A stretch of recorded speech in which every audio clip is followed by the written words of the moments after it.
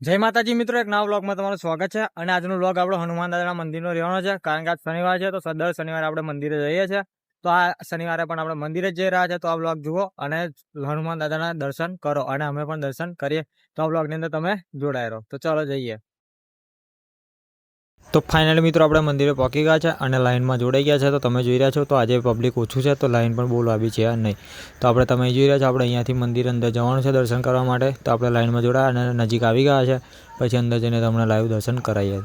તો ફાઇનલી આપણે શનિદેવ મહારાજને તેલ ચડાવી દઈએ. અંદર આવી ગયા છે, જે ભોયરું છે ત્યાં આવી ગયા.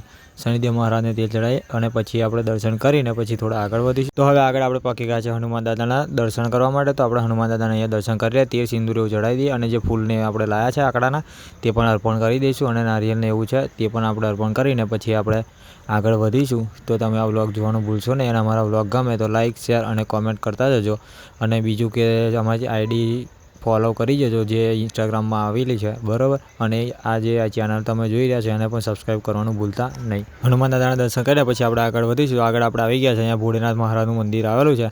તો આપણે ભોળેનાથ મહારાજને મહાદેવને આપણે નમીને પછી આપણે એમના દર્શન કરીને પછી આપણે ઘરે આવવા માટે નીકળીશું. તો અહીંયા આપણે દર્શન કરી લઈએ, પછી તમને બતાવીએ બીજું જે મંદિર આવેલું છે તે ઉપર જે આવ્યું છે ત્યાંના પણ આપણે તમને હનુમાન દાદાના દર્શન કરાવીશું. પછી આપણે દર્શન કરીને પછી હનુમાન ચાલીસા વાંચીને પછી આપણે ઘરે આવવા માટે નીકળવાનું છે. તો મિત્રો અહીંયા તમે જોઈ રહ્યા છો આપણે હનુમાન દાદાના દર્શન કરી લીધા, પછી આપણે શનિદેવ મહારાજના પણ દર્શન કરી લીધા.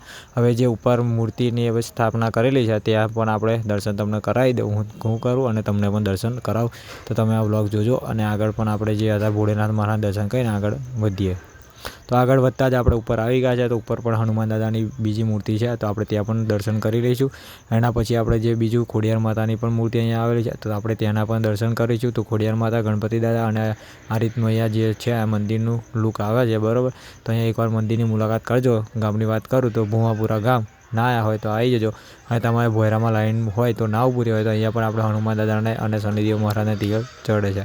તો અહીંયા આપણે હનુમાન દાદાને તેલ ચડાવી દઈએ. પછી અહીંયા શનિદેવ મહારાજને પણ અહીંયા તેલ ચડાવવામાં આવે છે. તો તમારે જો લાઈન લાંબી હોય અને તમારે ના ઊભી હોય તો ઉપર પર તમે આવીને મનોકામના તમારી પૂરી કરી શકો છો. તો પછી